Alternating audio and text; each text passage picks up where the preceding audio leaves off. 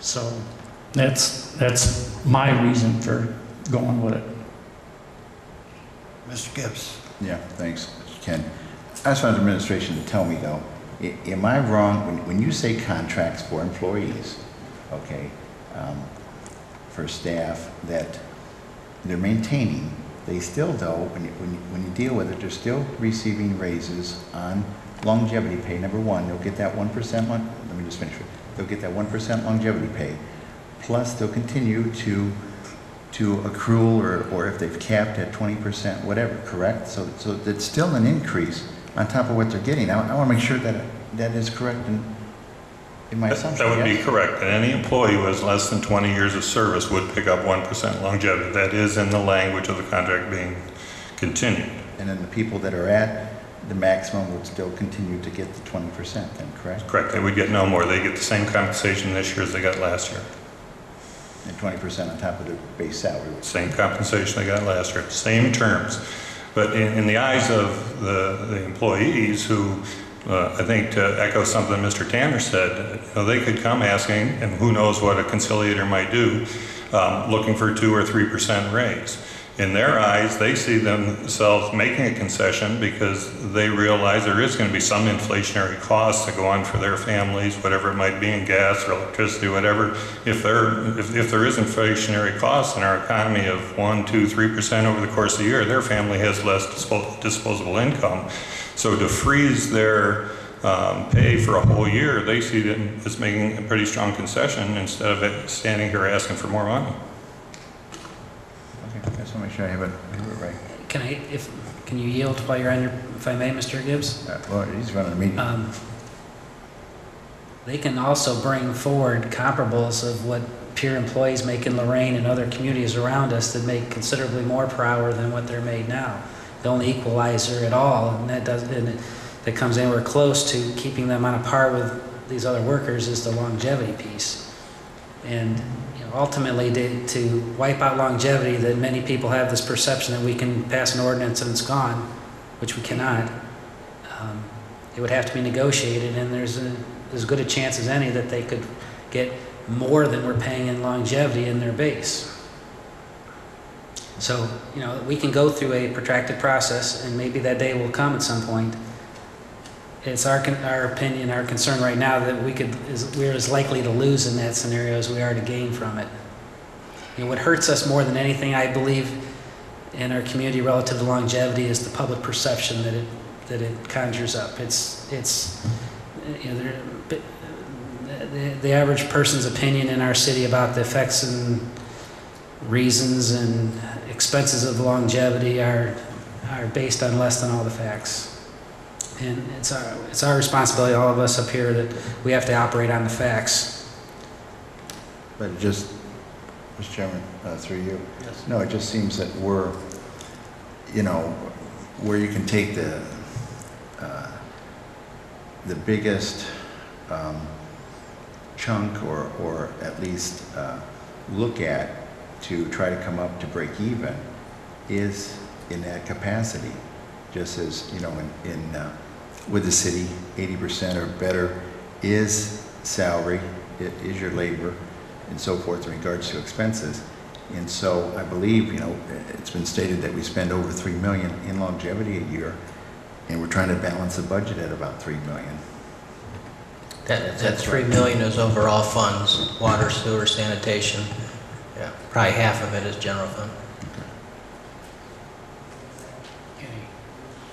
Mr. President, what does that mean? You're just picking a number that there's some relation to. Longevity and this budget have nothing to do with one another. I'm saying if you're looking for the greatest amount of possible leverage or income to try to balance it, that's where you negotiate. That's where I was coming from. If I might, Mr. Chairman, even in the presentation on the fire audit the other day, they talked about longevity probably not being the best style of longevity, should be changed. But they made it very clear in order for it to be removed, we'd have to bring the base pay up in order to remove it. So When you say there's $3 million in longevity spent every year, there is. And can we go to the table and negotiate longevity away? We can with a $3 million increase in base pays. There's no $3 million to be saved. It would have to be replaced with our base pay. That's what everybody keeps saying, is our base pays are below. In order to get rid of it, we'd have to bring them up. That's what was said in the fire report too, on that front. Okay. Yes, Mr. Tanner. Yes, and you're exactly right what you're saying. But I had a couple policemen even tell me as far as longevity. And no means is this motion saying don't try to negotiate and take care of longevity. That's for sure. We still want to go through negotiations and work on that. That's for sure. But the policemen, two of them, one had 9 years, one had 12 years. They said, "Hey, you can have my longevity. Pay me my 9% right now instead of me having to wait till 20 years and all that other they go through to get that afterwards." That'd be fine with me. I had no problem with that. But it's like Chris just said there. Where are you going to get this money up front to pay these people off their longevity and let them get off of it? I just don't see us having that kind of money. But it would sure save you every year. For the next 9 years, you could save 11% before this 9-year-old has this 20. So you save 11% there. But it would be good to do. But that's negotiation, and surely we should be talking about negotiations. But this here just isn't giving more money. If Mr. Gibbs thinks this 0.5% is going to give us so much money that they're going to think they can get more, it can be proven it won't happen. We haven't got it to give. We're still going to have to tighten our belts, that's for sure. And again, that falls on council. Yourself talking about the way it is. Well, council's going to have to be more choicey and picky about what we allow and what we don't allow, I guess. But it's all of our jobs to try to conserve and start saving and get this on the road. And again, let the voters tell us, like Mr. President of Council said, and they've done a good job of telling us in the past. So hopefully they're on our side this time. Thanks. Thank you. Okay, if there any further discussion, if not, I'll call for the question. Question? Question on the motion. All in favor signify by saying aye. Mr. President, before you call that, we want to make sure we have the motion correct. Okay. Mr. Tanner, your motion was for a 0.5% permanent. Seconded by Mr. Stewart. Thank you, Mr. President. Excuse me, and can that be because I'm not sure, it would be up to the law director to determine that it be in the appropriate ordinances and resolutions necessary to affect that? There may be, I think there's at least 2 pieces of legislation. Yes. Okay. Okay. Okay, all in favor signify by saying aye. Aye. Opposed, nay. Nay. Okay, let the record show Mr. Gibbs voted nay. And I note, did everybody get notification of tonight's meeting? I know Mr. Bullocks is on vacation.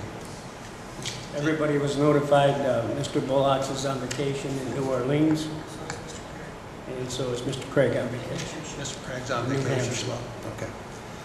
Okay. Keep in mind that the next council meeting, you probably have to rescind this committee report. Okay. Well, we should do it tonight, really. Okay. That's the one we made last week. Okay. Moved by. No, we still have a meeting tomorrow? No. Well, wait a minute. Just. Okay. Let's check. Okay. All right. So you want to rescind the last Committee report. committee report from what date was that? Is you ready to read it? It was the committee report passed on July 23rd, which was replacing the 1/2 temporary with the 1% permanent. Okay. I'll entertain a motion to that effect. So moved. Moved by Mr. Gibbs. Second. Second by Mr. Callahan. Discussion. Question. Question on the motion. All in favor signify by saying aye. Aye. Opposed, nay. Motion carried. Okay. Now, do you need a resolution in support of the 729 discussion as far as division of funds? Did you guys,